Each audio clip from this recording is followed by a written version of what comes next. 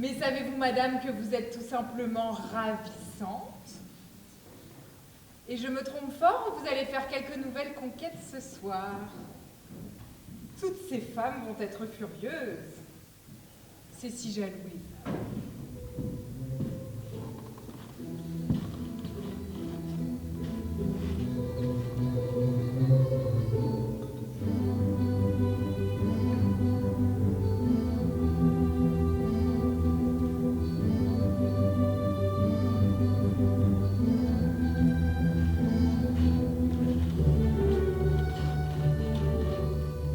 8h15. Allons, j'ai encore 1 heure devant moi. Une grande heure d'ennui.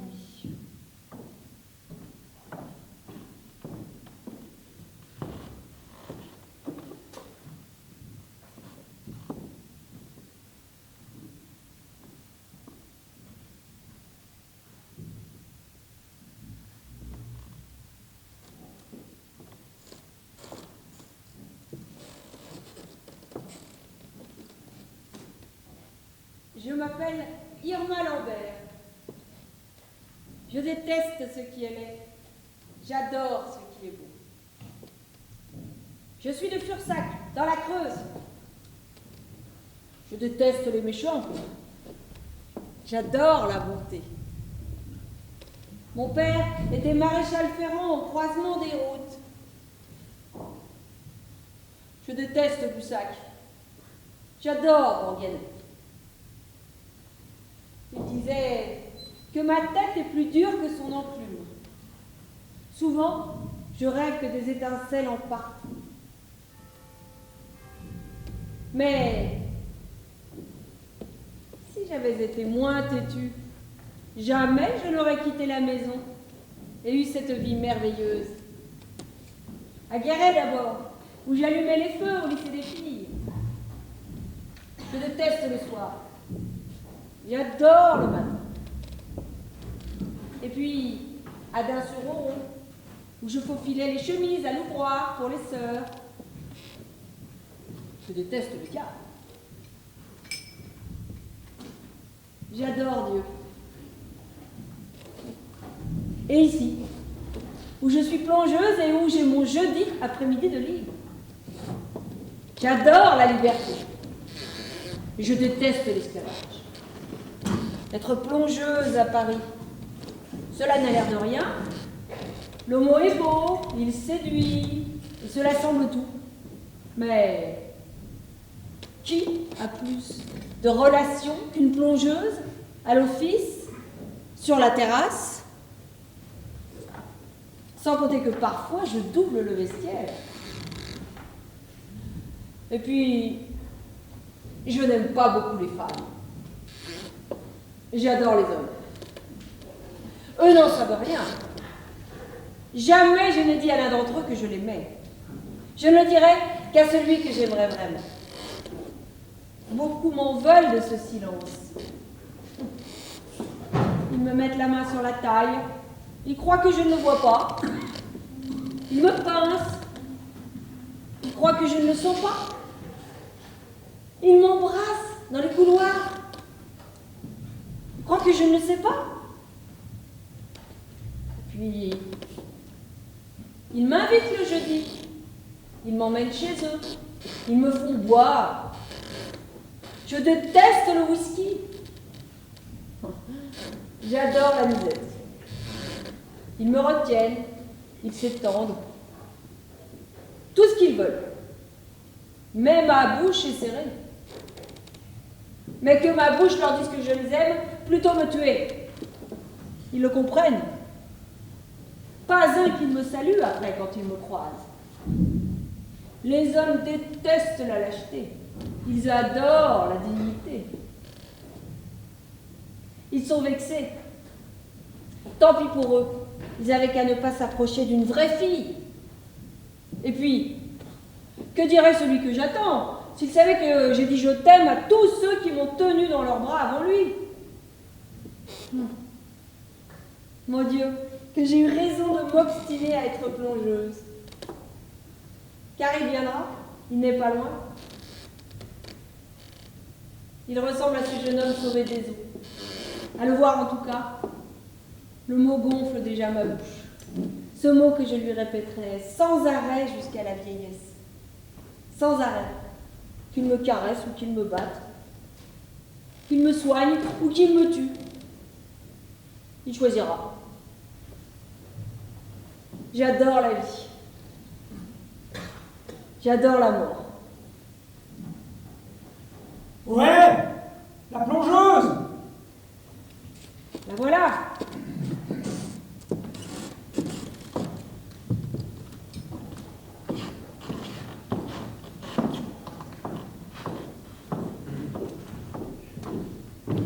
C'est effrayant comme le temps vous paraît long quand on attend.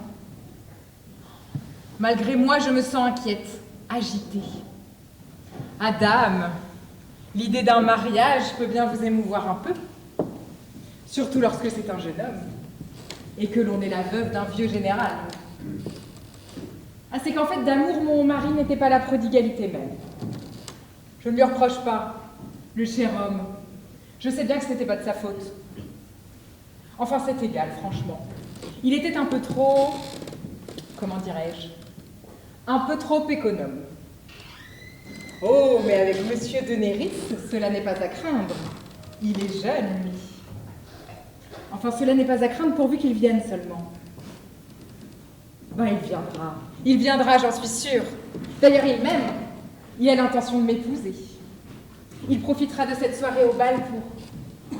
Et déjà, l'autre soir, dans le petit salon, j'étais assise sur un joli divan à vannes.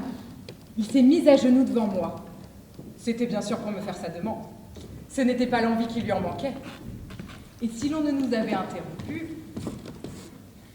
Valentine! Moi-même, cousine, bonjour! Comme tu arrives de bonne heure. C'est que, vois-tu, j'ai désiré venir un peu avant la pièce de Phèdre au théâtre et le bal à l'opéra, car j'ai à t'entretenir de choses sérieuses. Ah mon Dieu! Oh, très sérieuses, tu sais, il est des choses que je n'oserais dire à maman et que je puis te dire à toi. Voyez-vous ça, mademoiselle? Eh oui, je viens te demander conseil. Mais d'abord, laisse-moi te faire tous mes compliments. Dieu que tu es belle ce soir. Ah, le ce soir est aimable. Oh, tu es toujours restée taquine, toi. Je voulais dire quelle jolie toilette tu as ce soir-là. Ah bon? Tu trouves? Mais c'est que j'ai l'air d'une petite Cendrillon avec ma robe blanche toute simple à côté de toi. Oh, toi, tu es 100 fois charmante comme cela. Oh, et des diamants. En as-tu assez? Mais c'est moi qui aimerais ça, des diamants. Tu sais bien qu'une jeune fille n'emporte pas. Oui, tandis qu'une veuve, Dieu que cela doit être agréable d'être veuve. C'est gentil pour ton futur mari, ce que tu dis là. Ah tiens, c'est vrai, j'ai dit une bêtise. Je ne fais que cela en ce moment. Ou alors je ne dis rien de peur de dire des bêtises. Gamine, va. Enfin, je t'ai dit, je compte sur toi pour me donner des conseils. Il faut absolument que tu me dises... De quoi s'agit-il? C'est que c'est très difficile à expliquer. Il s'agit de... enfin, d'un... Tu rougis, tu baisses les yeux. Je comprends, c'est un jeune homme. Ah! Mais comment le sais-tu? Va, ma chère petite, je ne m'y trompe pas. Eh bien oui, c'est un jeune homme. Ah, je le savais bien. Il se nomme... Oh, ça, tu le sauras plus tard. Du mystère, c'est parfait. Est-il bien au moins? Lui, oh, très bien. Très bien. Tu me le montreras? Tu le verras ce soir, au théâtre puis au bal, et tu me diras alors si j'ai bon goût. Tiens, c'est vrai, tu m'amuses. Et il t'aime? Oui, il m'aime. Il m'a même dit l'autre soir qu'il serait heureux si je consentais à l'épouser. Bah, ce n'est pas une preuve, hein. Mais pour lui, c'est sérieux. Figure-toi qu'au dernier bal à l'opéra, j'ai dansé avec lui. Et l'air de rien, tout en valsant, il m'a emmené dans le petit salon. Tu sais, le petit salon? Oui, oui. Il paraît que c'est l'endroit. Il n'y avait justement personne. Alors il m'a fait asseoir sur un joli divan à vannes. Sur un divan à vannes? Oui, cela t'étonne? Non, non. Ah, ces hommes, tous les mêmes. Hein. Et lorsque j'étais assise, monsieur de... oh, Monsieur de... enfin, ce monsieur-là, pardon, s'est mis à genoux devant moi et m'a pris les deux mains, comme cela, tiens. Oh, c'est étonnant comme c'est agréable de voir un homme à ses genoux. Ce n'est pas précisément la vie de messieurs nos maris. Enfin, continue. Eh bien donc, il s'est mis à genoux devant moi et d'une voix tendre, il m'a dit des choses. Oh, mais des choses Je ne comprenais pas toujours ce que cela voulait dire, mais je sentais que ça me faisait plaisir. Enfin, c'est égal, j'étais très embarrassée. Et de peur de dire des bêtises, je me contentais de répondre oui à tout ce qu'il disait. Tu disais oui, malheureux enfant. Est-ce que j'ai eu tort? Ah bah avec les hommes, c'est si dangereux. Mais je ne savais que répondre, moi, si tu l'avais entendu. Ah, mademoiselle, vous êtes belle et je vous aime. Oui? Ah, Valentine, il m'a appelée Valentine. Ah, Valentine, réalisez le rêve de ma vie. Mon cœur est consumé par l'ardeur de ces flammes, et seul vous pouvez éteindre l'incendie que vos beaux yeux ont allumé. Ça, je n'ai pas très bien compris ce que cela voulait dire. Enfin, vous êtes ma reine, mon ange. Valentine, voulez-vous être ma femme? Et tu as répondu? Oui, dame. J'étais si troublée, je ne savais que dire. Oh, les hommes sont si entreprenants. Oh oui, Oh oui. Ah ça, mais comment le sais-tu? mes cousines. Bah, il n'y a pas de mes cousines, je vois bien que tu me caches quelque chose et tu vas m'expliquer. Eh bien oui, là, j'aime mieux tout te dire. Avec maman, je n'aurais jamais osé, mais avec toi, je sens que j'aurai plus de courage. Ma chère Henriette, si tu savais ce qu'il a fait. Oh mon Dieu, mais c'est donc bien grave. Mais oui, c'est grave. C'est-à-dire que maintenant, il faut qu'on nous marie. Oh, est-il possible? Oh, pauvre enfant. Oh, ma pauvre enfant. Il m'a embrassée. Ah! Ah, tu m'avais fait peur. Mais tu ne trouves donc pas cela grave, toi? Oh mon Dieu, si j'étais ton confesseur, je te dirais c'est très grave. Mais moi, ma pauvre enfant, je n'ai pas le courage de t'en blâmer. Je connais trop bien les hommes. C'est vrai? Alors tu ne m'en veux pas? Moi, pas du tout. Mon pauvre général me le disait souvent, l'amour est la meilleure des excuses. Et j'étais bien de son avis. Mais comment faire alors? S'il me demande de danser avec lui tout à l'heure, je ne peux lui refuser, puisqu'il m'a promis de m'épouser. Ah, je vois ce que tu veux. Alors, tu l'aimes? Mon Dieu, je ne sais pas. Je comprends, ça veut dire beaucoup. Et lui, est-ce qu'il t'aime? Il m'adore! Eh bien alors c'est parfait. Puisqu'il en est ainsi, je parlerai à ta mère. Et si elle y consent, tu l'épouseras. Je l'épouserai! Oh, ma chère Henriette! Ah, comme il y a des moments où l'on vous aime. Tu serais donc bien heureuse de te marier, toi. Me marier, cousine? Mais c'est mon rêve! Me faire appeler madame, porter des diamants, aller au palais royal! Eh bien, tu as une manière de concevoir tes devoirs conjugaux, toi, je t'en fais mes compliments. Mais cousine... Enfin, vous vous aimez, c'est l'essentiel. Et puisqu'il a promis de t'épouser, je parlerai à ta mère. Mais peut-être pour cela serait-il mieux que je connaisse le nom de ton prétendu. C'est juste. D'ailleurs, je n'ai plus de raison de te le cacher. C'est Monsieur de Néris. Monsieur Daenerys? Oui? Qu'est-ce qu'il y a là qui t'étonne? Non, c'est impossible. Comment impossible? Mais je t'assure que c'est la pure vérité. Je te dis qu'il ne t'aime pas, j'en suis sûre. Mais puisqu'il me l'a dit, Bah, tu crois ces choses-là, toi? pourquoi ne m'aimerait-il pas après tout? Parce qu'il ne t'aime pas. Mais puisqu'il doit m'épouser là, Eh bien, moi aussi, là. il doit t'épouser. Oui. Il a demandé ta main? Oh, c'est tout comme, il va me la demander ce soir. Oh, mais moi c'est déjà fait. Voilà la différence. Et puis d'abord, il ne te convient pas du tout, tu es bien trop jeune pour lui. Comment? Mais c'est un jeune homme. Lui, un jeune homme, il a 30 ans, c'est tout au plus un homme jeune, voilà tout. Va, je te dis qu'il ne te convient pas du tout. Enfin, cela me regarde. Et comme tu m'as promis de demander à maman... Moi, demander à ta mère? Ah ça non, par exemple, je ne veux pas qu'un jour tu puisses me reprocher d'avoir fait ton malheur. Mon malheur? Mesdames, tu vois bien qu'il ne t'aime pas sérieusement. Comment cela? Mais puisqu'il me fait la cour aussi à moi. Mais... Et qui te dit qu'il n'agit pas de même avec toutes les femmes? Oh! Et cet homme-là serait un mari fidèle? Allons donc. Eh bien, pourquoi veux-tu l'épouser alors? Pourquoi je veux l'épouser? Dame, il en sera pour toi comme pour moi. Et je suppose que ce n'est pas pour l'unique agrément d'avoir un mari volage que... D'abord, il n'est pas question de moi en ce moment. Et puis je te dirais que ce n'est pas du tout la même chose. Une veuve a sur cette matière plus d'expérience qu'une petite fille. Mais... Et puis d'abord, toi non plus tu ne l'aimes pas. Mais non, si tu veux l'épouser, c'est par caprice, pour aller au palais royal. Mais quand je te dis que... Ah bah, tout cela ce sont des amours de petite fille. Cela brûle mais ne dure pas, un feu de paille. Je sais très bien comment l'on est à votre âge. Aperçoit-on un jeune homme, aussitôt l'on en devient folle. Ça vise tout de vous faire un compliment, le moindre petit brin de cour, et alors c'est évident, on croit qu'il va vous épouser. Pour peu qu'on ait lu des romans, et on s'étonne pourquoi le beau jeune homme ne vous demande pas la permission de vous enlever. Voilà comment vous êtes à votre âge. Des amourettes, voilà tout. Mais un amour sérieux, non, non, non, 1000 fois non. Tu ne parlais pas précisément comme cela tout à l'heure. C'est que je réfléchis. Oh, bien rapidement alors, car ce n'est que depuis que j'ai prononcé le nom de Monsieur de Néris Que veux-tu dire? Je veux dire que je sais très bien pourquoi tu parles de la sorte. Et que les meilleurs avocats sont toujours ceux qui défendent leur propre cause. Ah, je m'y attendais, de l'aigreur. Parce que je te dis des vérités sur Monsieur de Néris, alors cela te fâche. Eh bien, que veux-tu que je te dise? Épouse-le. Tu pourras te vanter d'avoir un mari charmant. Trop charmant, même. Surtout avec les autres. C'est ça, moque-toi de moi. Tiens, vrai, à présent, tu n'es pas gentille. Valentine. Laisse-moi tranquille. Tu veux bouder? À ton aise. Seulement quand tu auras fini, tu auras la bonté de me le dire.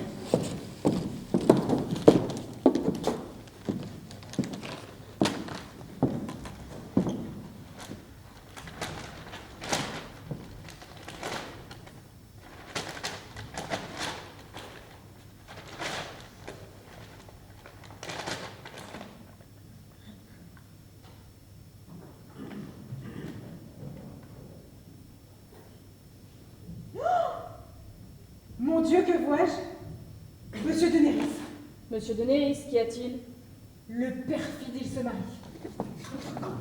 Il se marie? Tiens, lis plutôt. On annonce le mariage de Monsieur Raoul de Néris avec Mademoiselle de Stenfeld. Cette toute charmante personne, toute charmante est-il possible, elle louche.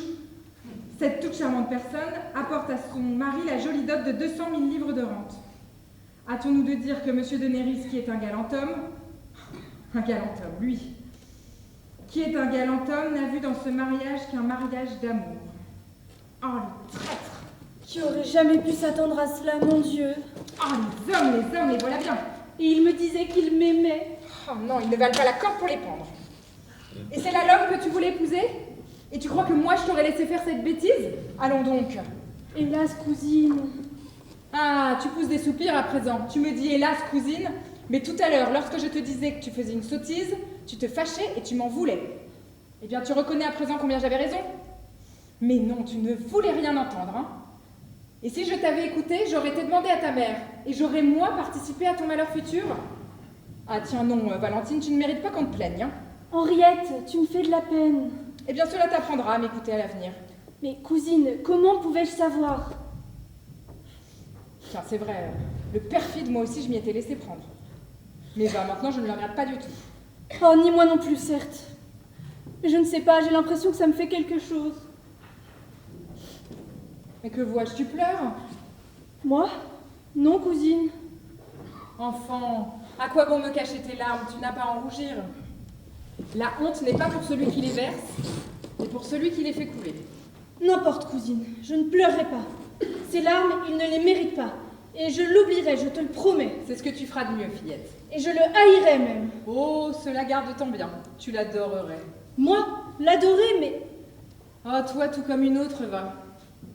Nous sommes toutes les mêmes, nous autres femmes. Aussi, ne cherche pas à le haïr. N'essaie même pas de le juger. Car si ta douleur le condamnait, ton amour trouverait encore une excuse pour le justifier. Oublie-le. Voilà tout. Et quand l'oubli sera peu à peu entré dans ton cœur, quand l'amour ne sera plus là pour excuser cet homme, eh bien tu verras comme tu le mépriseras et comme tu remercieras le ciel des larmes qu'il t'aura fait couler. Ma chère Henriette, tu es bonne, toi, tu ne veux pas que je pleure, tu cherches à me consoler. Mais non, je ne veux pas que tu pleures. Et que diraient les spectateurs au théâtre ce soir? Et puis au bal de l'opéra ensuite, s'ils te voyaient de la sorte? Je veux que tu sois gai, au contraire. Que tu ris, que tu danses, que tu t'amuses enfin. Allons, ma belle, embrasse-moi. Et allons écouter Phèdre. Mademoiselle de Stenfeld, vous pouvez maintenant épouser notre futur.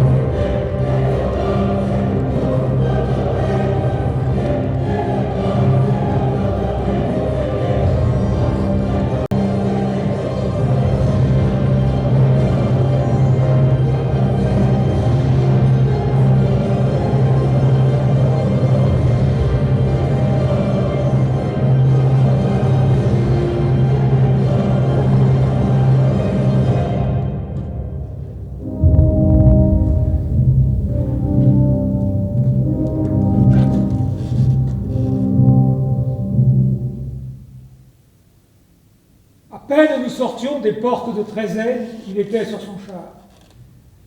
Ses gardes affligés imitaient son silence autour de lui rangé.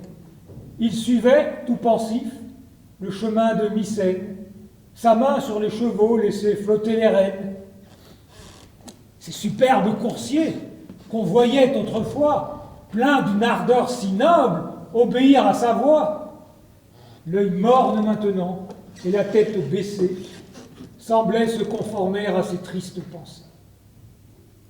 Un effroyable cri, sorti du fond des flots, des airs en ce moment vint troubler le repos, et, du sein de la terre, une voix formidable répond en gémissant à ce cri redoutable. Jusqu'au fond de nos cœurs, notre sang s'est glacé, des coursiers attentifs, le crin s'est hérissé. Cependant, sur le dos de la plaine liquide, s'élève à gros bouillons une montagne humide. L'onde approche, se brise et vomit à nos yeux parmi des flots d'écume un monstre furieux. Son front large est armé de cornes menaçantes. Tout son corps est couvert d'écailles jaunissantes. Un domptable taureau, dragon impétueux, sa croupe se recourbe en replis tortueux. Ces longs mugissements font trembler le rivage.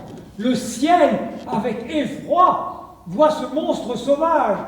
La terre s'en émeut, l'air en est infecté. Le flot qui la porta reflue, épouvanté. Tout fuit. Et sans s'armer d'un courage inutile, dans le temple voisin, chacun vient chercher un asile. Hippolyte, lui seul, digne fils d'un héros, arrête ses coursiers, saisit ses javelots, pousse au monstre et d'un dard lancé d'une main sûre, il lui fait dans le flanc une large blessure. De rage et de douleur, le monstre bondissant vient au pied des chevaux, tomber en mugissant, se roule et leur présente une gueule enflammée qui les couvre de feu, de sang et de fumée. La terreur les emporte, et sourds à cette foi, ils ne connaissent plus ni le frein ni la voie. En efforts impuissants, leur maître se consume, ils rougissent le mort d'une sanglante écume. On dit qu'on a vu même, en ce désordre affreux, un dieu qui d'aiguillons pressait leurs flancs poudreux. À travers les rochers, la peur les précipite, les cieux crient et se rompent. L'intrépide Hippolyte voit voler en éclats tout son char fracassé. Dans les rênes lui-même, il tombe embarrassé.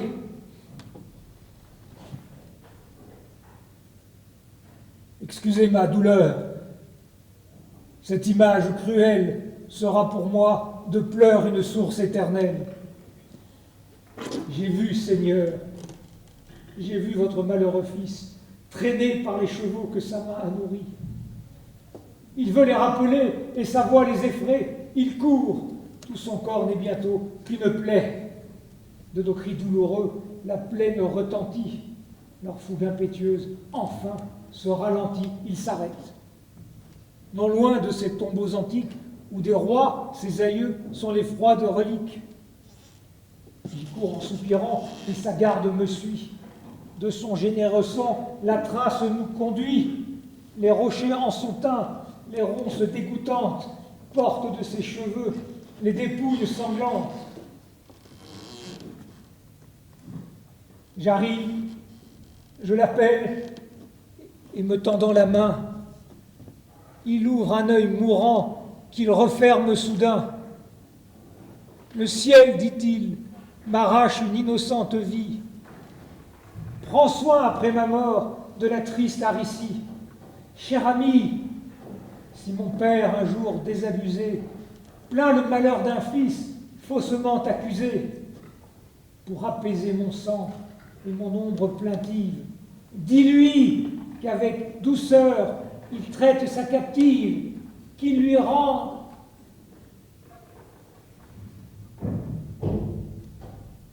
À ces mots, ce héros expiré n'a laissé dans mes bras qu'un corps défiguré.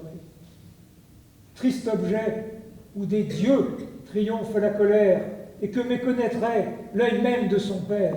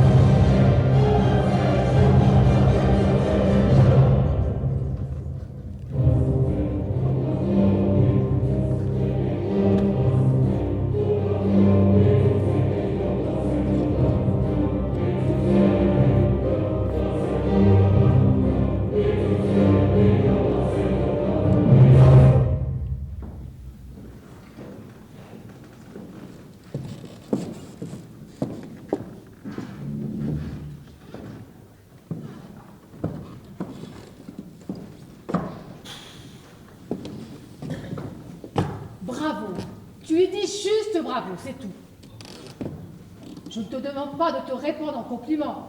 Je te demande juste de lui dire un petit bravo. Attention, qu'il sonne quand même, pas appuyé, d'accord. Mais qu'elle ne soit pas obligée de te faire répéter. Je ne peux pas. Tu ne peux pas dire bravo. Non. Même un petit bravo. Non. Et c'est quoi? C'est le mot qui te gêne? Non. C'est ce qu'il veut dire. Bon, ce qu'il veut dire, c'est qu'il veut dire. Bah, si tu le dis comme bonjour, il veut déjà beaucoup moins dire ce qu'il veut dire. Oui, enfin, ça veut quand même un peu dire félicitations, non? Oui, pas plus. Vraiment pas plus. J'ai haï cette soirée, Louise. Tu es consciente de ça? J'ai tout détesté. Les costumes, les décors, la pièce, et elle, surtout elle. Justement, comme ça, tu n'es pas obligé de lui dire que tu l'as pas aimé. Tu lui dis juste bravo, un petit bravo, et c'est fini, on n'en parle plus, et tu es débarrassé. Et moi, j'enchaîne. Tiens, sa loge est là. J'y arriverai pas. Mais Jean-Claude, mais tu as vu où elle nous a placés au 6e rang d'orchestre, parmi les gens connus? Ben, elle n'était pas obligée. Ben, d'ailleurs, on n'est même pas célèbre, on est même le contraire. Mais elle a fait ça pour nous faire plaisir. Je t'ai éprouvé aucun plaisir. Ben, c'est bien pour ça que je ne te demande pas de lui dire merci.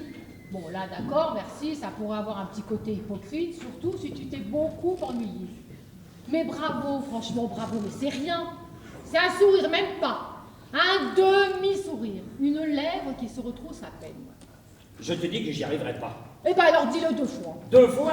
Oui, bravo, bravo. 2 fois, ça glisse tout seul. On ne se rend pas compte qu'on l'a dit. Ça file. On n'a même pas le temps de penser à ce que ça veut dire.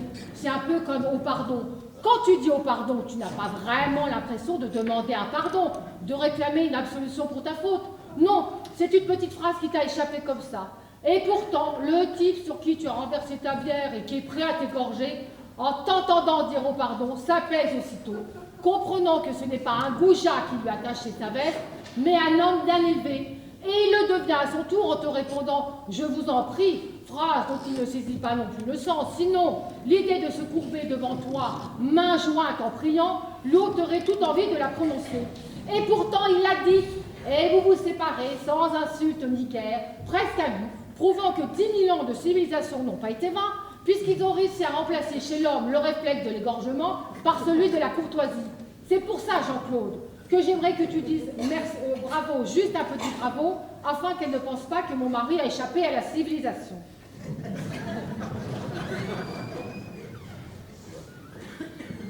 Est-ce que tu comprends? Mais qu'est-ce qui te prend à parler comme ça sans t'arrêter? On vient d'entendre ta sœur pendant presque 3h30 parler. J'ai cru mourir. Et maintenant, c'est toi qui t'y mets. Et c'est une histoire de fou, c'est contagieux ou quoi? Si tu dois continuer, tu me le dis tout de suite, Louise, parce qu'avec toi, ça sera pas comme avec Simone. Tu m'entends? Je pars, je sors de ce théâtre, je fous le camp et je ne reviens jamais. Je suis à bout. Tout ça parce que je te demande d'être poli avec ta belle-sœur. Mais parce qu'elle l'a été, elle, sur scène. Parce que c'est de l'art, c'est poli, parce que c'est classique, c'est poli, parce que ça rime, c'est poli. C'est ça? Tu n'es quand même pas en train de me dire que Racine est mal élevé. Ta sœur m'a torturé, Louise. Elle m'a torturé pendant toute la soirée. Tu es au courant, j'espère, qu'au Japon, la grandeur suprême pour le samouraï blessé à mort est de dire bravo à son adversaire. C'est un mauvais exemple, je vais le Japon. Dommage, un peu d'Extrême-Orient aurait pu t'aider. Mais dis à quoi? À mieux comprendre, à mieux te comprendre, en oubliant pendant 2 minutes ta tête d'occidental butée. Non, ne va pas trop loin, Louise. Je t'ai prévenu, je suis à bout. Parce que figure-toi, quand le samouraï blessé à mort dit bravo à son adversaire, ce n'est pas pour le féliciter, c'est pour l'humilier. Ah bon? Bien sûr, c'est la vengeance suprême. Ton sabre a meurtri mon corps, mais mon âme reste intacte. Et elle te dit bravo. C'est la victoire, la vraie. Bravo. Car en vérité, en disant bravo à son bourreau, c'est à lui-même qui se dit bravo. Bravo d'avoir dit bravo à son bourreau. Maintenant, si tu refuses de te dire bravo en disant bravo à Simone, c'est ton affaire. Un homme qui n'a pas hurlé pendant cette représentation ne peut pas se dire bravo, Louise. Quand je pense que j'ai supporté ce supplice, sans broncher, comme un lâche, sans rien dire, pendant très exactement 223 minutes et 17 secondes. Bah oui, ça oui, j'ai vu, tu l'as regardé ta montre. Tout le temps. Même qu'à un moment, j'ai cru qu'elle s'était arrêtée. Pendant la longue tirade, là, avec le barbu, le mari, ça n'avançait plus. Je me suis dit, ça y est, elle nous tient la gasse. 800 personnes coincées dans leur fauteuil devant elle. Elle nous a stoppé les aiguilles pour que ça dure plus longtemps. Je sais pas comment j'ai fait pour tenir. Je sais pas. On n'exagère pas, t'es quand même pas mort. Non. Tu sais pourquoi? Parce que je me suis répété un mot. Un seul mot. Un mot magique. Entracte. Entracte. Ce mot, il n'est jamais venu. Jamais. 5 actes sans une seule seconde d'interruption. Tu appelles ça la civilisation, toi? 15 ans d'attente, Jean-Claude. 15 ans que Simone attend d'entrer à la Comédie Française. Et ça y est, elle est engagée. Et miracle, on lui offre le rôle dont elle rêve depuis toujours. Et ce soir, pour la première fois de sa vie, elle vient de jouer Phèdre dans le plus prestigieux théâtre d'Europe. Et toi, son beau-frère, tu refuses de lui dire bravo, juste un petit bravo. Mais qu'est-ce que t'es devenu? Un animal? Elle vient de jouer Phèdre pour la première fois de sa vie, mais tu te moques. Et le jour de notre mariage, t'as oublié peut-être? Quand on en a déclamé un morceau comme ça en plein milieu du repas. Même que, après, les enfants se sont mis à pleurer, les invités n'ont pas voulu danser, et ton père a gueulé sur le mien. Elle nous a foutu une ambiance de merde avec ses alexandrins et avec sa vocation. C'est maman qui lui avait demandé pour nous faire une surprise. La surprise, ça a failli être que je quitte la table, Louise. La table du plus beau jour de notre vie. Fallait-il que je t'aime pour rester comme ça, immobile, pendant 20 minutes, le couteau planté dans le gigot, pendant que l'autre hystérique beuglait sa poésie en se caressant les seins. Et aujourd'hui, 20 ans après, elle remet ça, l'intégrale en plus, et tu voudras que je dise bravo à cette grosse vache? Oh mais Jean-Claude! Quoi, Jean-Claude? Elle a pris 20 kilos, Simone, c'est vrai ou faux? C'est humain, si l'angoisse attend ce rôle, 15 ans d'angoisse. Ben forcément, elle a compensé par la nourriture. Mais de toute manière, c'est pas ça qui compte. Quand on est habillé en toge, ça compte quand même un peu. Pourquoi t'es venu, Jean-Claude? Pardon? Oui, pourquoi tu m'as accompagné à cette générale? Tu plaisantes? Pas le moins du monde. Tu connais la silhouette de Simone, tu savais qu'elle allait jouer Phèdre, alors pourquoi t'es venu? Parce que ça fait 3 mois que tu me bassines avec la première de ta sœur qu'il ne faut manquer sous aucun prétexte. La soirée du 24 février est notée, soulignée en rouge dans tous nos agendas, tous nos calendriers. C'est devenu une fête familiale. Cette année, on aura eu Pâques, Noël et Phèdre. Et je te ferai remarquer que ni ton père, ni ta mère, ni ton frère ne sont là ce soir. C'est normal, elle avait que 2 places pour la première. Et pourquoi c'est tombé sur nous? Pourquoi? Et oh! Hein? Oh! Est-ce que tu pourrais pas juste lui dire oh? Elle sort de sa loge, c'est toi qu'elle va regarder en premier, j'en suis sûre. Tu la serres dans tes bras et tu lui dis oh. T'es pas obligé de dire très fort. Et tu les susurres dans l'oreille. Oh. Oh. Oui, bien sûr, je pense que dans le mot bravo, ce qui compte le plus, c'est le O. Les autres lettres sont pour ainsi dire inutiles. Tu as entendu à la fin de la représentation, au moment des spectacles, les gens applaudissaient en criant bravo, bravo, bravo, vo, vo, vo. Mais c'est surtout le O qui résonnait, avec pour être honnête, un rien de vévo. Oui, vo, vo, ce serait parfait. Tu me demandes de dire vo à ta sœur. S'il te plaît. Vo. Oui.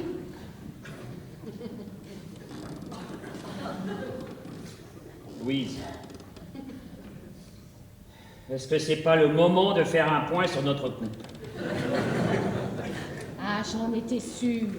La fuite, la tangente, l'esquive. Une fois de plus, tu cherches à échapper à ce que je te demande. Jamais le moindre effort pour me comprendre, pour me satisfaire.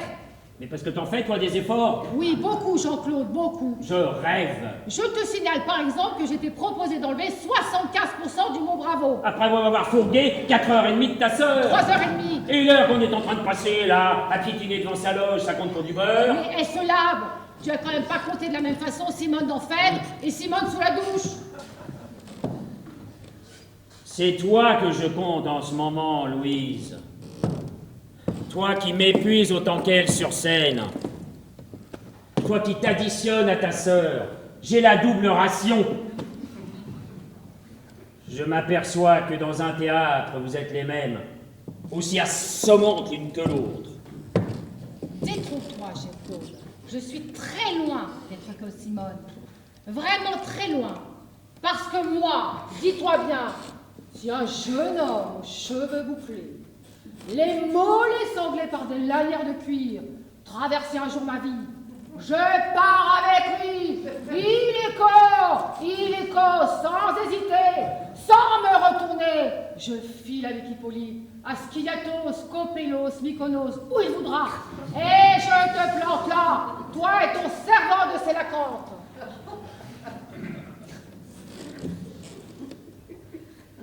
Tu ne dis rien. Non. Ça ne te fait rien.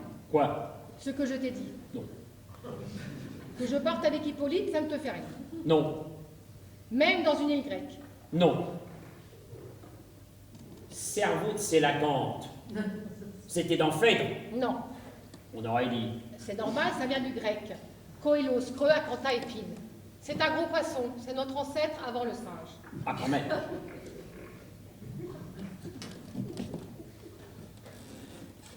Pardonne-moi, Jean-Claude. Je ne pensais pas ce que je te disais. Et tu ne m'aimes plus?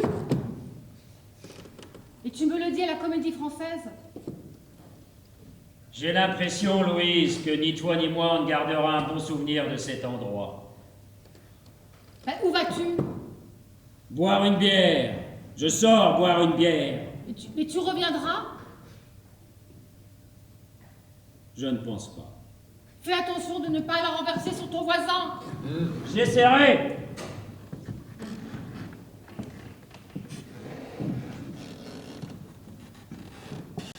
Jean-Claude! Ah, Jean-Claude!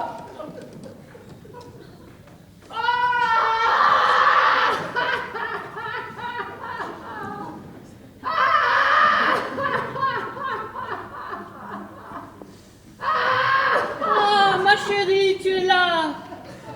Alors, ça t'a plu? Oh, ma pauvre chérie, tu as l'air toute bouleversée. Non, c'est parce que... Parce que c'est une pièce qui parle très fort aux femmes, je sais. Non, c'est parce que... Parce que c'est bouleversant de voir sa sœur applaudie pendant 20 minutes. Jean-Claude m'a quitté. Ton mari? Oui, Quand il t'a quitté? là, tout de suite, il vient de partir. Avant la fin de la pièce? Non, Ah, tu m'as fait peur. Jean-Claude. C'est incroyable, ma chérie. Jean-Claude te quitte le soir de ma première de Phèdre. Et tu te souviens de ce que je vous ai joué le jour de votre mariage?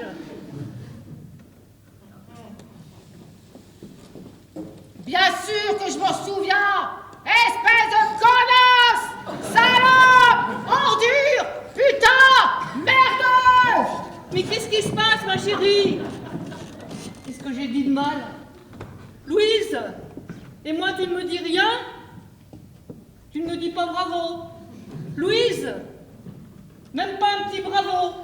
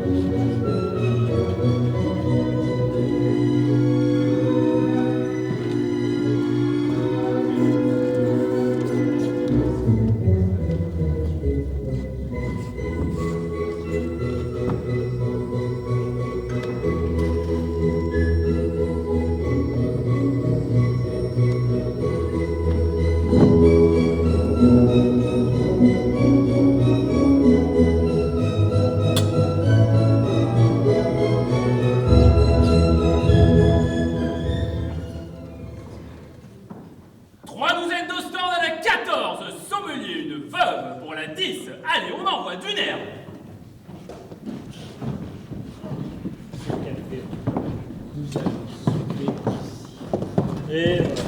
Ah, pardon, monsieur. Eh bien, merci.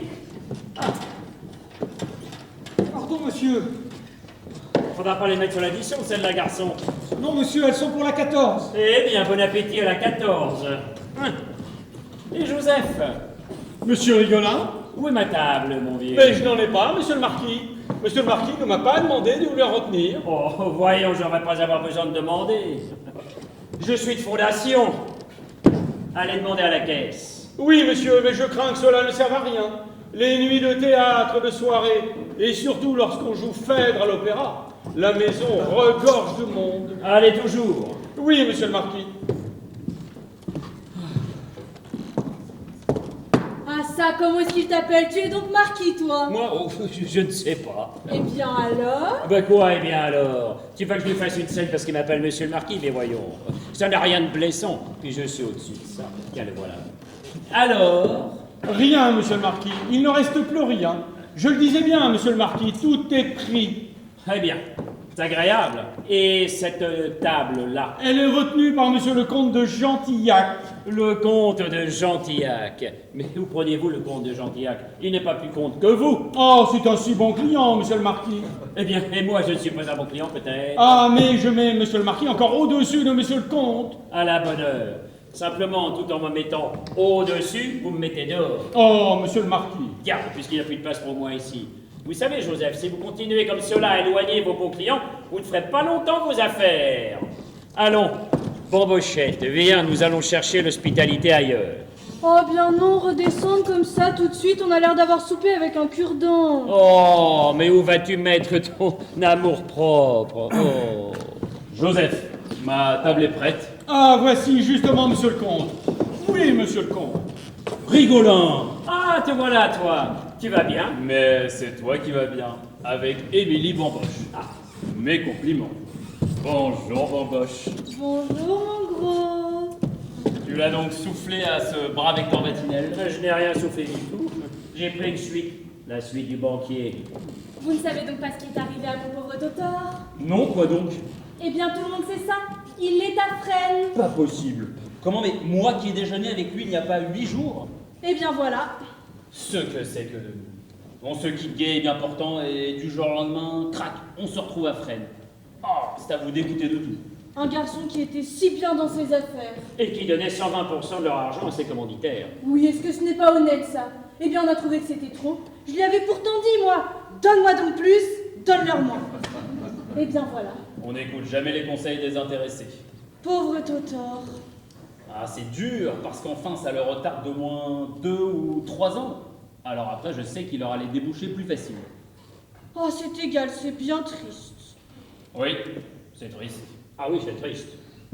Bon, et à part ça, tu soupes ici? Eh bien, je voulais, mais cet animal de Joseph... Monsieur le marquis? Oh, je ne vous ai pas parlé. Bien, monsieur le marquis. Cet animal de Joseph ne m'a pas retenu de table. Oh, mais mon pauvre ami, je t'offrirais bien de partager celle-ci. Ah, bien, tu es bien gentil. Émilie, veux-tu... Non, mais attendons, je t'offrirais bien, seulement je ne t'offre pas. Ah bon, merci. Parce que je ne suis ici que comme invité. L'amphitryon, c'est Fauconnet. Tu connais Fauconnet? Qui, le banquier? Ah, si, je le connais. Il m'a même mis dans une affaire il y a 2 ans. L'affaire du phylloxérifuge. T'as dû entendre parler de ça. C'est un... Ça détruit le phylloxéra. Non. Ça a pris cette affaire-là? Non. Ça ne détruisait pas le phylloxéra. Si, seulement, ça a détruisé la vigne avec. Et ça m'a coûté 25 000 francs. 25 000 francs? Et à Fauconnet alors? Oh, lui, ça lui a rapporté 200 000 francs. C'est juste, je fais des questions naïves. 25 000 francs si tu n'aurais pas mieux fait de me les donner. Ah, si j'avais pu prévoir. Tu me les aurais donnés. Non, mais je les aurais pas non plus mis dans l'affaire. Enfin, tout ça pour te dire qu'on ne peut pas être au mieux avec ce Fauconnet que je le suis. Eh bien mon cher, puisque tu le connais, c'est lui le Fauconnet qui m'a invité. C'est d'ailleurs pour lui que j'ai réservé cette table. C'est même assez drôle, parce qu'hier encore, je ne le connaissais que de réputation. Et ce matin, je vais le voir pour lui proposer une affaire du plus grand avenir. Tiens d'ailleurs, si tu veux mettre de l'argent dedans, tu sais, voilà une occasion. Ne fais pas ça. Non, merci. Tu as tort, c'est une affaire qui fera révolution. J'ai trouvé le moyen de supprimer les rails dans les chemins de fer. Tu vois l'immense importance? Abolition des lignes ferrées, possibilité de voyager sur toutes les routes. Oh, c'est merveilleux. Enfin, ça ne te dit pas? Passons. J'arrive donc chez Fauconnet, il me reçoit d'une façon charmante, je lui expose mon affaire, et dans le cours de la conversation, nous arrivons à reconnaître que nous sommes 2 anciens camarades de collège. Alors tu vois ça d'ici, et avec le tutoiement, les souvenirs d'enfance, les t'en rappelles-tu ceci, les t'en rappelles-tu cela, et un tel, qu'est-ce qu'il est devenu, enfin, bref, tout ce qui se dit dans ces cas-là. Nous parlons de nos maîtresses, et il m'apprend qu'il est marié à une femme charmante et fidèle, mais que ça ne l'empêche pas, à l'occasion, d'aller courir la brune et la blonde. Bref, comme c'est ce soir, bal à l'opéra. Tu as débauché cet homme marié. Et non, au contraire, ce sont toujours les hommes mariés qui vous débauchent. Pas vrai, Émilie? Ah, je ne sais pas, moi ça a été un adjudant du train. Oh, tous mes compliments à l'adjudant du train. Et non, c'est Fauconnet qui m'a proposé de passer la soirée ensemble. Il a prétexté auprès de sa femme une réunion aussi extraordinaire qu'invraisemblable de son conseil d'administration, une séance de nuit. Alors moi, pendant ce temps-là, j'ai couru retenir cette table au café anglican. Et comme il nous fait du beau sexe pour égayer notre souper, nous sommes allés recruter au bal de l'opéra. Et où est-il, ce beau sexe? Oh, il est encore là-bas. Fauconnet chasse. Il m'a dit, rapportant à moi, j'ai un flair d'artilleur. Alors comme moi, je ne suis pas chasseur, et que je n'aime le gibier que quand on me l'apporte sur un plat, j'ai laissé mon Fauconnet aux aguets. C'est drôle cette chasse à la bécasse. Dis donc, tu es encore poli, toi. Oh, enfin, qu'est-ce que ça te fait? Tiens, là, le sentiment de la solidarité. Eh bien, dites donc, vous. Bon, enfin, allons, toi, amuse-toi bien. Nous, puisqu'il n'y a pas de place ici, je regrette, nous allons souper à la Maison d'Or. Calme-toi. Bon, tu ne m'en veux pas au moins. Allons donc. Tiens, veux-tu dîner avec moi demain? Oh! Impossible. Demain, je suis de Caen. Je dîne chez ma tante Marchevol. Le dîner du dimanche, le rasoir hebdomadaire. Oh, plains-moi, mon ami, plains-moi. La tante que tu soignes pour son héritage. Et qui se soigne pour me le laisser le plus tard possible. Et ennuyeuse, avec ça, ennuyeuse, au point que pour la faire passer, je me répète sans cesse 1500 000 francs. 1500 000 francs. Oui, tu dors la pilule. Ça m'aide à l'avaler. Bon, allez, nous, allons-y. Et toi, à une autre fois. C'est ça. Joseph, Monsieur le comte, vous nous donnerez encore de ce vin que vous m'avez fait boire l'autre jour, là, comment? du Pichon Longueville. Non, attendez, c'était... du Clos d'Estournel. Oh, c'est la même chose. Nous avons comme cela plusieurs noms selon le goût des clients. Eh bien, voyez-vous ça. C'est pas à moi que vous pourriez la faire, celle-là. Ah si, monsieur le comte, je vous l'ai faite ce matin. Hein? Oui, monsieur le comte voulait du château Lagrange, nous n'avons plus en cave. Alors j'ai dit à monsieur le comte que monsieur le comte goûte notre Pontet Canet. Ben oui, alors, qu'est-ce que je vous ai répondu? Remportez-moi ça, je n'aime pas le Pontet Canet, donnez-moi plutôt du Château Lagrange. Oui. Ben et alors? Et alors j'ai rapporté à monsieur le comte une autre bouteille de Pontet Canet, exactement pareille. Et après l'avoir goûté, monsieur le comte m'a dit avec son air connaisseur, pas comparable. Non. Et vous venez m'avouer? Oh, je l'avoue à monsieur le comte, car je sais qu'il n'ira pas le répéter. Tiens. Je t'écoute. Monsieur le comte ne veut pas commander tout de suite le menu? Non, quand les personnes que j'attends seront là. Monsieur le comte sera combien? Je serai 3. Et j'espère que vous nous soignerez ça comme pour vous, hein, quand vous vous donnez une petite fête. Oh, moi, monsieur, quand je fais la fête, je dîne chez Duval. Ah, Ah, voici un monsieur et une dame masquée. C'est peut-être les personnes que monsieur attend? ah c'est possible. Table retenue par monsieur Josiane. Ah oui, c'est ici, va, entre. Ah, te voilà. Tenez, entrée mignonne. Joli masque. Je me dépose à vos pieds. Monsieur, Ouais, t'es gentil. Regarde-moi cette tournure. Cette taille.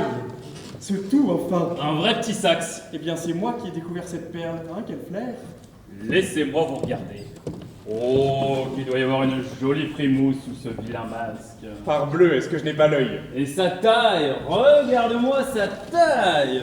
allons, voyons. Oh, quel joli petit. Et là, voyons. Tu n'as pas fini? Oh, mais tu m'ennuies. Et puis d'abord, il n'est pas dit qu'un joli petit masque sera dans les bras de Gentillac sans qu'il l'ait embrassé. Oh monsieur, à mon secours. Allons, voyons, mais sapristi. Est-ce que tu crois que c'est pour toi que je l'ai amené? Mais parfaitement. Toi, tu es un homme marié. Tu dois être raisonnable. Mais justement, quand un homme marié trouve une occasion, ce n'est pas pour l'abandonner à un célibataire. On est pour moi tout seul, n'est-ce pas, ma cocotte? Oh mais messieurs, mais en voilà des façons. Bah aujourd'hui, j'ai 20 ans.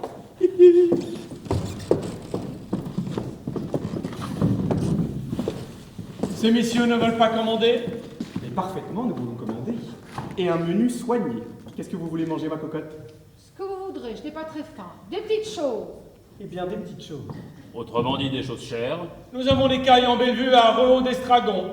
Ça vous va, ça, des cailles en Bellevue? À Rehaut d'Estragon. Oui, des petites choses comme ça. Et puis quelques asperges, par exemple.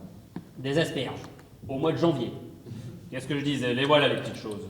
Enfin, je m'en rapporte à vous. Maître d'hôtel, où puis-je aller réparer le désordre de ma toilette? Il y a un cabinet de toilette ici, madame. Merci. Comment la trouves-tu, hein? Avoue que j'ai un flair de vieux limier. Pas mal. Par exemple, l'air un peu précieux. Tu as entendu cette façon de dire Maître d'hôtel, où puis-je aller réparer le désordre de ma toilette? Laisse donc, elle est adorable. Parce qu'elle n'est pas tombée tout de suite dans tes bras. On t'en donnera des femmes comme ça. Mais tu ne l'as pas regardée. Une taille exquise. Un petit peton grand comme ça. Des mains. Une poitrine. Des dents. Et c'est tout, monsieur? Ah, mon ami, je n'ai pas vu le reste. Oh, je me permettrai pas, monsieur. Je parle pour le menu, monsieur. Ah, le menu. Je n'y étais pas. Eh bien, Joseph. mon Dieu. Je ne sais pas. Je vous recommande Monsieur Fauconnet. Monsieur? Et si vous voulez qu'il devienne l'un de vos bons clients, il faut le soigner. Ah, monsieur le baron sera content. Nous ferons tout pour satisfaire monsieur le baron Fauconnet. Ah, c'est moi. Qu'est-ce que commande monsieur le baron? C'est que il est très bien, ce garçon. Monsieur le baron veut-il des huîtres? Monsieur le baron, certainement. Monsieur le baron prendra-t-il un consommé? Oui, Et alors des cailles, monsieur le baron? oui, Et puis quoi après, monsieur le baron? oui. Monsieur? Hein? Ah, oh, non. Ce que vous voudrez. Des asperges et du champagne. Bien, monsieur le baron. Monsieur le baron, il me le donne, lui, quand le pape me l'a refusé. Eh bien, j'espère qu'il t'en a collé du monsieur le baron. Hein? À moi? Matin. Tu ne t'en es pas aperçu. Ça n'a pas d'importance. Gentillac. Quoi donc? Sommes-nous assez canailles, mon pauvre vieux? Sommes-nous canailles? Pourquoi donc ça? Ma pauvre petite femme qui me croit à mon conseil d'administration. Bon, parle pour toi, moi, je ne suis pas marié. Oh, Ah, c'est mal. alors tu as des remords. Oui. Oui, j'en ai, mais ça m'excite. Ah, alors? Et puis je ne sais qu'une chose, c'est que je suis là avec une femme adorable. Mon Dieu, je veux bien. Comment tu veux bien? C'est-à-dire que c'est une perle, mon ami, une perle. Une perle qui fait la noce. Oui, oui, parce que je l'ai pêchée au bal de l'opéra, naturellement, tu supposes. Eh bien non, je sais à quoi m'en tenir maintenant. En voiture, elle s'est ouverte à moi. Oh, tous mes compliments. Oh, t'es bête. Moralement. Tous mes regrets. Non, non, non, tu ne sais pas à quel merle blanc nous avons affaire. Mais enfin quoi, c'est une vierge? Presque, une vierge de l'adultère. Il y a un mari? Et là, prends garde, Fauconnet. Laisse donc, il ne me fait pas peur. Tu es épatant. Non, il est mort. Ah, c'est une raison. Mais oui, c'est-à-dire que c'est une veuve, mon ami, une délicieuse petite veuve. C'est exquis, tous les attraits de la femme mariée, sans les inconvénients du mari. Figure-toi que c'était la plus honnête des épouses. Qui est-ce qui te l'a dit? Elle. Alors? Mais voilà-t-il pas que quand cet imbécile, je parle du mari, Va donc, il ne t'enverra pas ses témoins. quand cet imbécile est mort, sa femme a trouvé dans ses tiroirs un paquet de lettres l'édifiant sur sa fidélité relative. Alors tu vois ça? Fureur de la femme outragée, serment de vengeance, ah, il m'a trompé, je le tromperai à mon tour. Je comprends, elle fait des cornes à sa mémoire. Parfaitement, et allez donc, œil pour œil, dent pour dent. C'est la veuve du taillon! Parfaitement, et je perdrai une occasion pareille. Je trouverai une veuve qui veut faire une bêtise et je ne m'y associerai pas. Ah, allons donc. Et d'abord, je vais écrire immédiatement à ma femme. Pourquoi faire? Parce que je n'ai que la permission de 2 heures. Je vais demander une prolongation, j'ai un prétexte tout trouvé. La débâcle du crédit hypothécaire. Toute la haute banque est en l'air, je ne sais à quelle heure finira notre séance de nuit. Je lui dis de se coucher, de ne pas m'attendre, et le tour est joué. Voilà. Ça a quelquefois du bon, les catastrophes financières. Qu'est-ce que tu cherches? Une carte pour écrire à ma femme. Là. Chérie, notre conseil d'administration menace de se prolonger fort avant dans la nuit à cause du krach du crédit hypothécaire. Tiens, j'ai des enveloppes là. Merci. Ne m'attends pas, couche-toi, je ne sais pas à quelle heure je rentrerai. Oh tiens, tu ne sais pas qui j'ai vu tout à l'heure?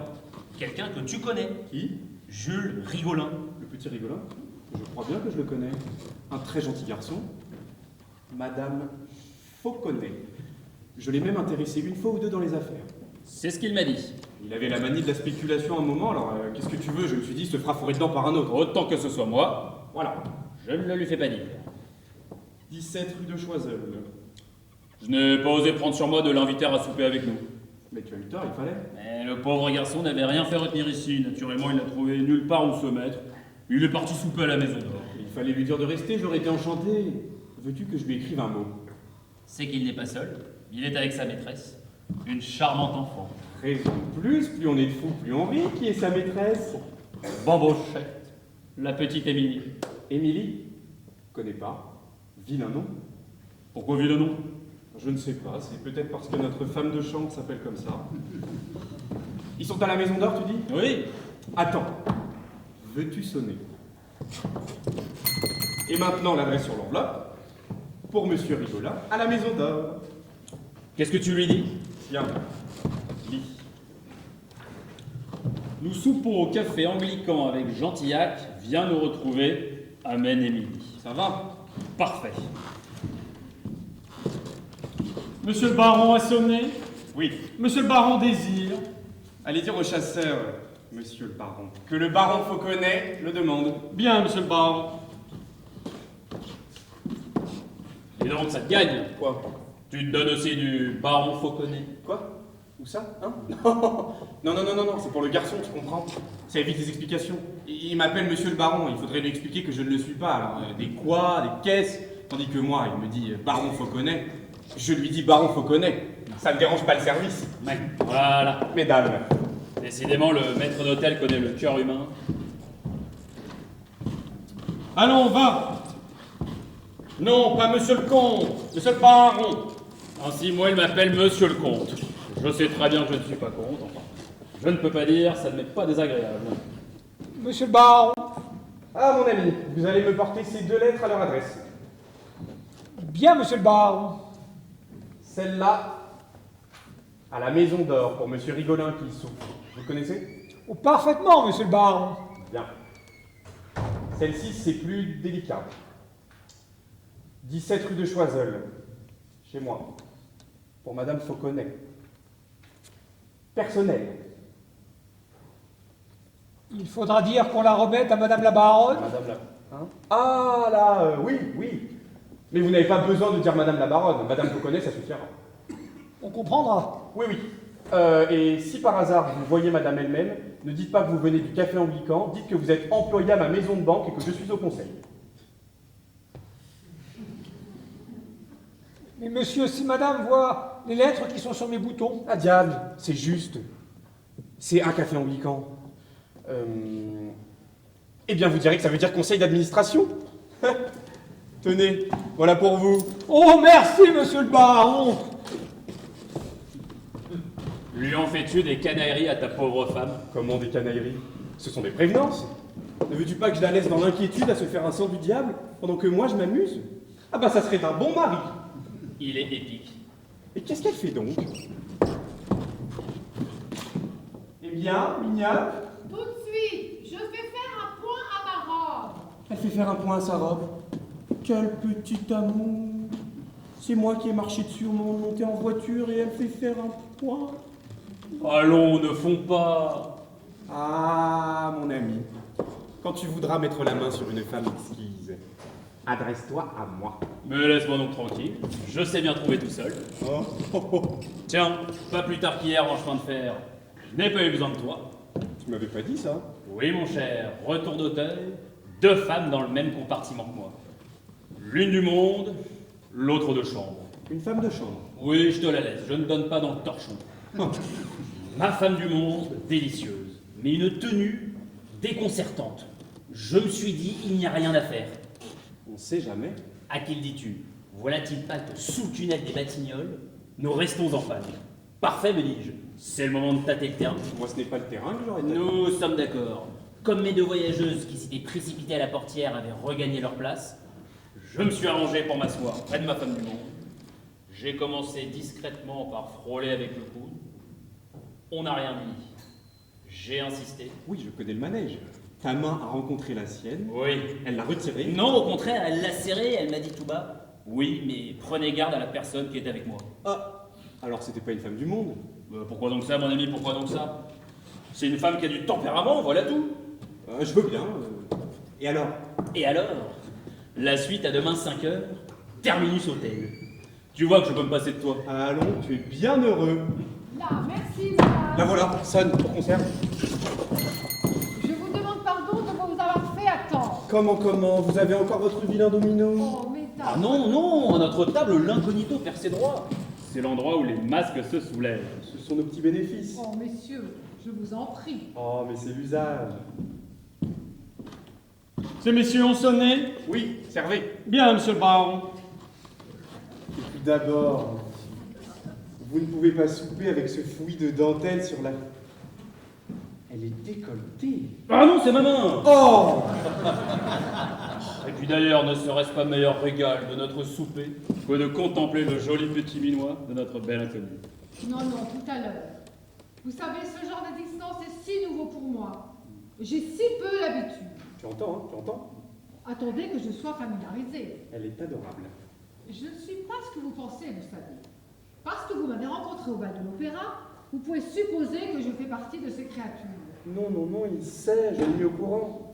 Vous êtes une femme qui se venge. Et qui cherche un vengeur. Joli masque, comptez sur moi. Comment sur toi? Sur moi? Mais non, n'est-ce pas ma mignonne? Oh, et tu n'as pas fini, Milangeleur? Vous savez, ne l'écoutez pas. C'est un galantin, un coureur, pas plus tard qu'hier, en chemin de fer. Veux-tu te taire? Si, oui, je vais lui dire. Il a rencontré une dame. Et alors, sous le tunnel... Allons. Si, on te connaîtra. Et alors, sous le tunnel? Sous le tunnel, tararaboum, ça y est. Oh! Parfaitement. Et la suite à demain, hôtel terminus. Voilà l'homme, ma belle amie. Voilà l'homme. Quelle horreur! Mais parfaitement, ne l'écoutez pas, je vous dis. Ne l'écoutez pas. Et maintenant, enlevez votre masque, dites. Mais vous voulez donc me voir rougir? Oh oui! C'est si rare en pareil lieu des femmes qui rougissent encore. Mais alors, vous êtes sans pitié? Oh Oui, nous sommes sans pitié. Mais ça pitié. Je m'ennuie. Oh! Fallait pas m'inviter. Oh. Mais tu sais, Gentillac. Allons, voyons.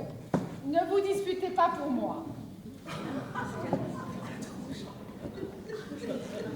Mais enfin, elle est laide. Je vais me lever les mains. Comment? Il m'abandonne. Oh, nom de Dieu. Eh bien, Eh bien, eh bien, enfin, nous allons souper. dites-moi que vous ne me méprisez pas. Hein? Mais non, mais non. Seulement, il faut souper vivement, hein. Que nous en finissions. Allons, soupons. Voilà. Voyons, qu'est-ce qu'on va manger? Là. Oh! Oh non, le lorgnon, c'est le coup de grâce! Oh! Quelle tête elle a avec ça?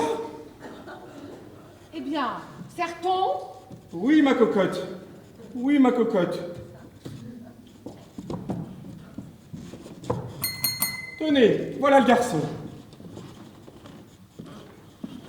Les huîtres, monsieur le baron. C'est bien.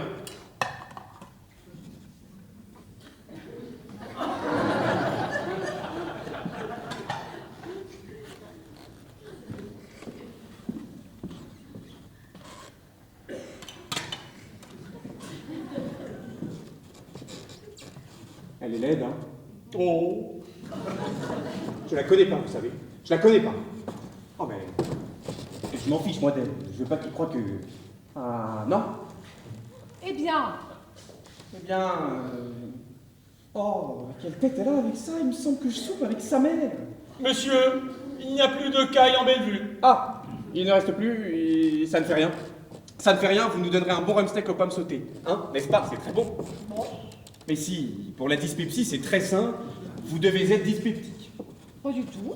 Vous ne l'êtes pas? Non. Tiens, ah, moi je le suis. Un rumsteak, allez. Bien, monsieur le baron. Ah ça, mais qu'est-ce qu'il fait donc, Gentillac? En voilà une façon de nous laisser en tête à tête? Oh, c'est peut-être par discrétion. Oh, qu'est-ce qu'il croit donc? Et dame, voyons, comment? Quoi? Mon nom? Fauconnet. Non, l'autre, le petit. Ah! Jérôme. Moi, Artémise, Vraiment charmant. pendant que nous sommes seuls, est-ce que je vous plais? Quoi? Mais certainement. J'ai besoin de le savoir. Est-ce que je vous plais? Certainement. Mais ne dites pas certainement, dites oui. Oui. Oui. Non, pas oui, oui, oui. Mais oui, à la fin. Oh ça, qu'est-ce qu'il fait donc, Gentillac? Eh, arrive donc, toi. Voilà, voilà. Oh. Je vous ai fait attendre. Mais naturellement, tu nous laisses là tous les deux, comme c'est amusant. C'est pas très gentil ce que vous dites là. Non, non, non, vous comprenez bien ce que je veux dire, c'est pour le souper. Naturellement. Je te félicite sur ta perche. Oh, je suis déshonoré. Oh, qu'est-ce qui lui a donc poussé sur le nez? Je crois que c'est son binocle. Dis, c'est toi qui vas la ramener, n'est-ce pas? Moi, jamais de la vie. Comment, jamais de la vie? Ah, mais pas du tout. Mais alors quoi? Ça va être moi, peut-être? Mais dame, quoi, c'est toi qui l'as amené. Justement, je l'ai amené, à toi de la ramener. Tu as le tutu. Ça te regarde, mon bonhomme. C'est ça. Alors j'ai tout, moi, n'est-ce pas? Absolument. Ah ça, mais qu'est-ce que vous avez à vous disputer comme ça tout bas? Rien, nous discutons à celui qui vous reconduira. Oh, c'est trop gentil de vous disputer pour ça. Mon Dieu, je regrette, mon cher Gentillac, il me paraît plus naturel que ce soit monsieur. Là, tu vois. Mais non, mais non. C'est très aimable, mais je vous assure qu'étant donné ma situation... Comment? Eh bien oui, je suis marié. Ça n'a donc rien de personnel. D'ailleurs, je l'avais dit même avant que vous n'enleviez votre... Quoi? Charmant. Non, ce n'est pas ce que je voulais dire. Laisse donc, tu dis pas ce que tu penses. Voyez-vous, madame, il en grille la vie. D'envie. Simplement, il veut se sacrifier pour moi. Vraiment? Mais non, mais non. Mais si. Eh bien, je n'accepte pas ton sacrifice. Tu reconduiras madame. Parfaitement. Allons, c'est dit. Soupons. Tu sais, tu me paieras ça, toi. Ne me remercie pas. Oh. Je la fourre en fiacre, je la colle chez elle, et quand elle me reverra... Oh, ce champagne est chaud.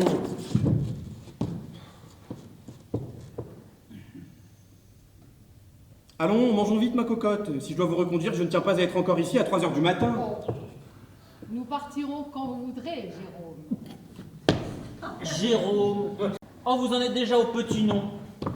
Oui, pendant que vous étiez en train de vous laver les mains, monsieur m'a fait sa déclaration. Moi? Oh, voyez-vous, le gros cachotier à sa mémère. Non. Une déclaration? J'ai répondu à un interrogatoire. Mais à quoi bon dissimuler? Mais est-ce que je dissimule, moi? Oh non. Vous savez, je suis une femme d'une seule pièce. Jusqu'à ce jour, je m'étais fait une règle d'être une femme modèle, une épouse vertueuse. Ça va bien. Sonne donc pour le rumsteak. Je l'ai été jusqu'à l'exagération. Et dire que pendant ce temps, ce misérable me trompait. Alors, que répondez-vous à ça? Ah, il gagne à être refroidi. Mon mari? Hein? Non, non, non. Je parle du champagne, je ne répondais pas à ce que vous disiez. Ces messieurs ont sonné. Oui, c'était pour le rumsteak. Mais enfin, qu'est-ce que vous en dites? Eh bien oui, c'est dur, c'est dur. Et alors, cette affaire en question, voyons, expose-moi un peu ça. Ah, eh bien voilà, c'est-à-dire qu'en fait, Je vous ennuie? Du tout, mon toutou. Seulement, nous avons un causé à faire avec Gentillac, c'est même pour ça que nous sommes réunis, donc... Bien, bien. Oui, alors, tu dis. Eh bien, je dis que, n'est-ce pas, mon système est très simple. Oui, tu as décidé de supprimer les rails dans les chemins de fer. Non, c'est-à-dire que j'ai supprimé les voies sur les lignes ferrées. Mais les rails, eux, existent toujours. Simplement, ils ne sont plus sur la voie, mais ils font partie du train. Je comprends pas bien. Tu vas comprendre. Chaque voiture, y compris la locomotive, a ses rails indépendants. Et dites-moi, voulez-vous? Oui, ma cocotte, oui, ma cocotte. Où les mets-tu, ces rails indépendants? Eh bien, sous chaque voiture et sous la machine. Mais oui, mon toutou, mais oui, mange. Mais enfin! Mais quoi? Mais je voudrais du sel! Ah oui, à la fin, mon Dieu. Vous avez une façon de causer à faire? Mon Dieu, oui, comme ça, à raconter, ça paraît ingénieux. Mais il me semble qu'on... Oh, pardon. Il me semble qu'on peut aller qu'en terrain plat avec ton système. Si la route est accidentée, par exemple, tu as un chemin qui monte, un qui descend... Hein? Si? Eh bien, je ne le prends pas. Mais alors? Mais alors, enfin, tu comprends que si à chaque fois tu vas chercher la petite bête, il n'y a aucune invention qui résiste. Et tu veux que je risque mes capitaux là-dedans? Ah non? Mais alors quoi? Eh bien, nous ferons une société anonyme. Nous autres, nous y gagnerons toujours. Mais ça ne vaut rien. Voulez-vous me donner un peu de champagne?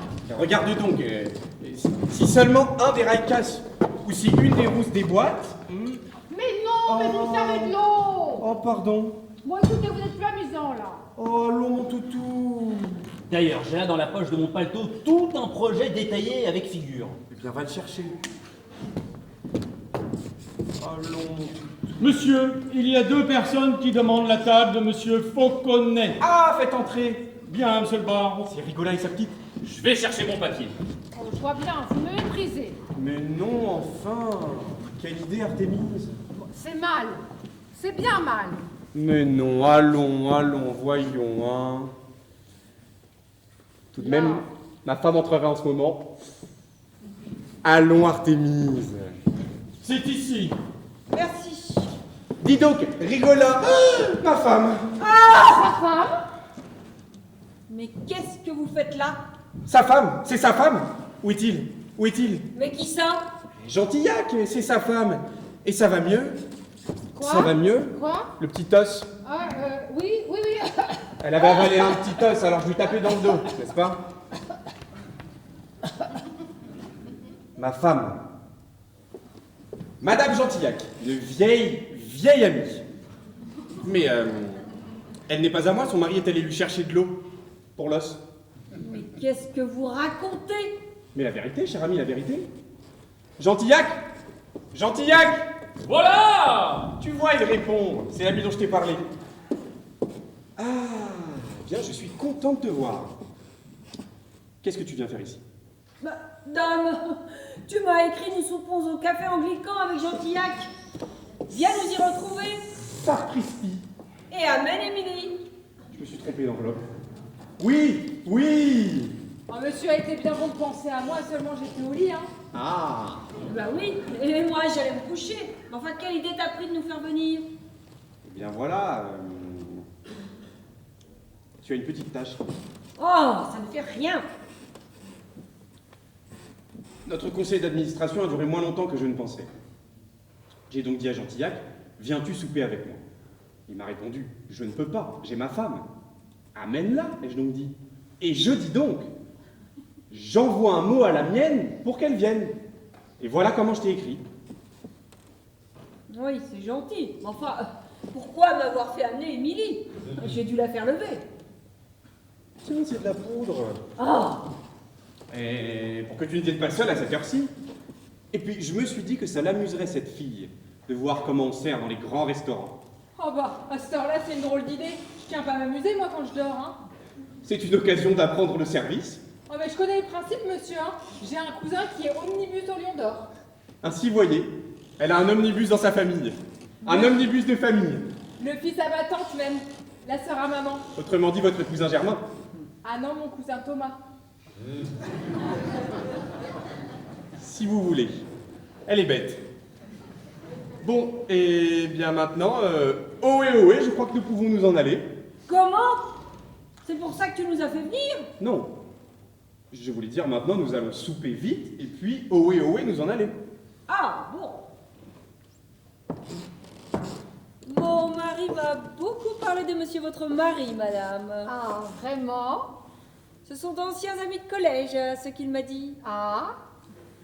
Mais Jérôme ne m'avait pas dit que monsieur Gentillac fut marié. J'en suis fort aise d'ailleurs, car cela nous permettra d'entrer en relation. Mais certainement, madame. Oh là là. Votre petit os ne vous fait plus mal? Du tout, du tout. Tant mieux. Eh bah, si c'est pour ça qu'on m'a fait venir. Voilà, il avait glissé dans ma doublure. Tiens, voilà Gentillac, tu vois, je l'avais pas inventé. Ma femme. Comment? Madame de chemin de fer. Le monsieur du train. Madame. Monsieur, votre figure ne m'est pas inconnue, monsieur. Si je ne me trompe, nous avons voyagé ensemble dans le chemin de fer de Ceinture hier. Mon Dieu. Qu'est-ce que tu as dit? Qu'est-ce que tu as dit? Eh bien, j'ai dit que j'ai voyagé avec monsieur hier en revenant d'Auteuil. Oui, oui, madame, c'est monsieur. Hein. Bonsoir, monsieur. Ah, tu as voyagé? Ah, monstre! Ah, scélérat! Ah, traître! Ah, mon Dieu. Mon Dieu, faut connaître Rien du tout! Mais qu'est-ce qui se prend? Taisez-vous, madame, vous n'avez plus le droit d'élever la parole. Oh, et j'aurai votre peau, monsieur, nous nous battrons. Mais voyons. Inutile! Où est mon chapeau? Dans le cabinet de toilette. Mais, Sortons, monsieur! bien sortons.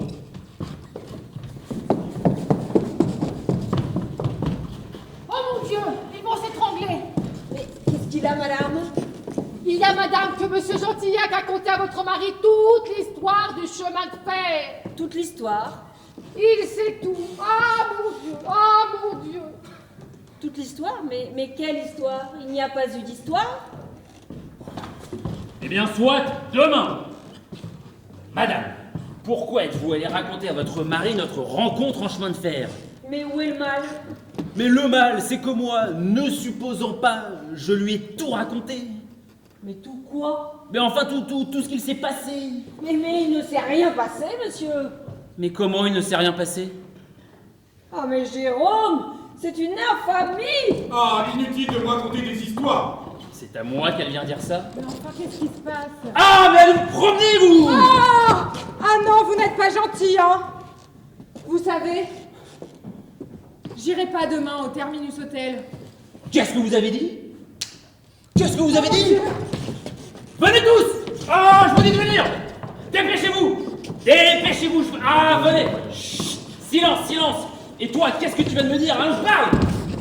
Rien, monsieur. Hein. Si, tu viens de me le dire à moi à l'instant! Ah bah oui, mais pas devant tout le monde, hein. Veux-tu répéter ou je t'étrangle? Ah non, j'ai dit. Vous savez, j'irai pas demain au Terminus Hôtel. Et alors, la personne que j'avais prise dans l'obscurité pour ta maîtresse et qui était venue s'asseoir près de moi sous le tunnel. Allons, parle! Je suis elle, monsieur, je suis elle. Eh bien, comprenez-vous maintenant? Ah, Dieu soit loué! Oui.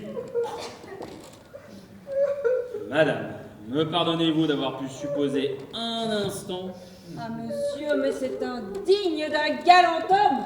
Aller ainsi à la légère, compromettre une femme par forfanterie pour se vanter d'une soi-disant bonne fortune. Et qui aboutit à quoi? À une conquête d'escalier de service? Oh, mais qu'est-ce que c'est que ça? Rien, elle se mouche. Et devant qui allez-vous vous vanter encore? Devant votre femme? Ma femme? Quelle femme? Aïe. Aïe. Madame. Elle. Mais est-ce que je la connais? Ce n'est pas ma femme. Je ne connais même pas son nom. Ah, le pleutre. Jérôme, vous m'avez dit que... Non, je vais t'expliquer. Ah, mais vous mentez! Je comprends tout. Vous étiez donc en fait Monsieur Fauconnet. Clarisse. Pendant que je vous crois à votre conseil d'administration, vous soupez avec des courtisanes? Hein? Et quelles courtisanes? Des vieilles courtisanes. Madame! Non, mais c'est à mourir de rire. Voyez pour qui on nous trompe. Non, mais il en faut du vice. Clarisse. Me laisserez-vous insulter plus longtemps? Oh, moi, ma bonne homme, j'ai autre chose à penser. C'est bien, monsieur. Je pensais avoir affaire à des hommes du monde. Je n'ai plus qu'à partir. Où est ma mantille? Par là, la sortie, madame. On vous en donnera des parties fines, Monsieur Fauconnet. Mais Clarisse. Ouais. Et ce n'est pas assez de ces orgies. Il a encore le cynisme de m'y-inviter. Moi? Avec ma bonne. Oh, voyons, madame. Ah, vous en faites un joli métier. Ohé, nous revoilà. Ah, Fauconnet, dis-moi, pourquoi m'écris-tu de ne pas t'attendre et d'aller me coucher en m'appelant ma chérie? Mais il vous a écrit ça? Mais oui, ma belle enfant. Tenez. Charmant, ton petit gibier de l'opéra. Monsieur! Malheureux, c'est ma femme. Va, ta femme. Enchanté, madame. Oui, monsieur, sa femme, qui est également enchantée de tout ce qu'elle affronte. Ainsi, c'est au bal de l'opéra que tu es allé chercher ton tendron. Clarisse. Et maintenant, monsieur, que je vous rende votre lettre. Non, pas celle-ci. Ne m'attends pas, va te coucher, c'est pour moi. C'est plutôt celle-là. Nous soupons au café anglican, avec Gentillac vient nous y retrouver, et amène Émilie. Émilie, c'est madame, sans doute. Oui, madame. N'est-ce pas? Eh bien, moi, je croyais que c'était ma bonne. Tenez, c'est pour vous. Là, tout est arrangé. Passez devant, monsieur Fauconnet. Nous nous expliquerons à la maison. Oui, chérie. Venez, Émilie. Eh ben, si ça valait la peine de me faire lever.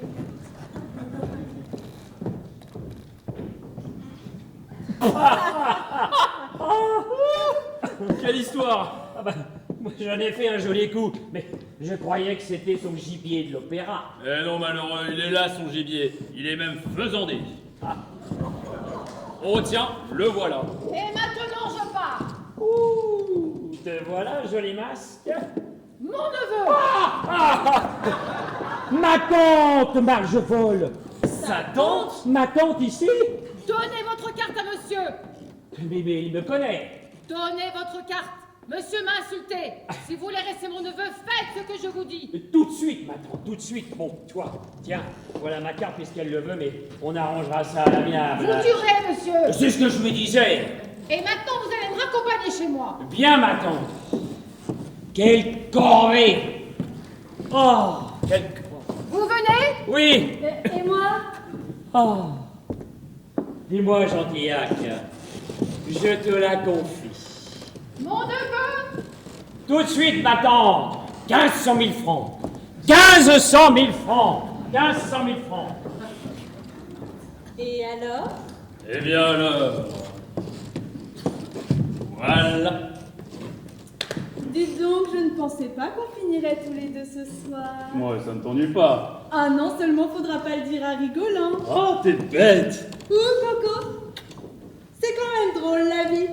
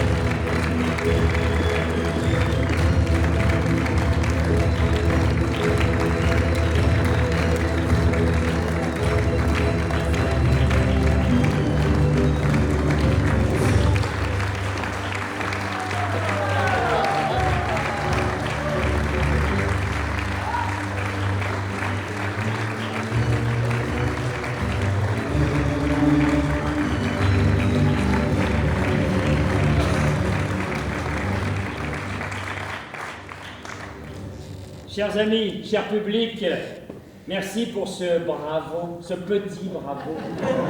Non, vous avez été généreux en bravo, pas comme vous. Ce bravo, nous le devons à plusieurs personnes. D'abord, notre metteur en scène, Isabelle Sillol, qui a conçu ce magnifique spectacle.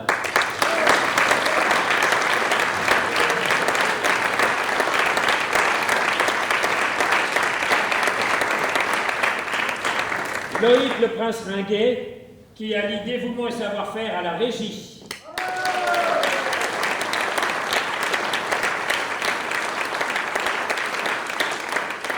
François Chirol, qui a conçu ce magnifique décor.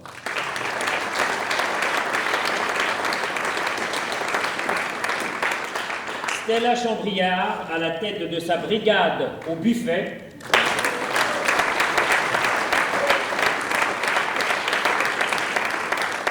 Véronique, Maïté et Athénaïs en charge de la relation auprès des associations.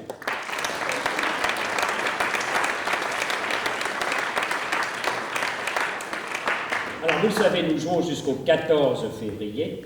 Donc, parlez de notre soirée très parisienne autour de vous à vos amis. Et comme nous nous améliorons à chaque représentation, revenez avec eux.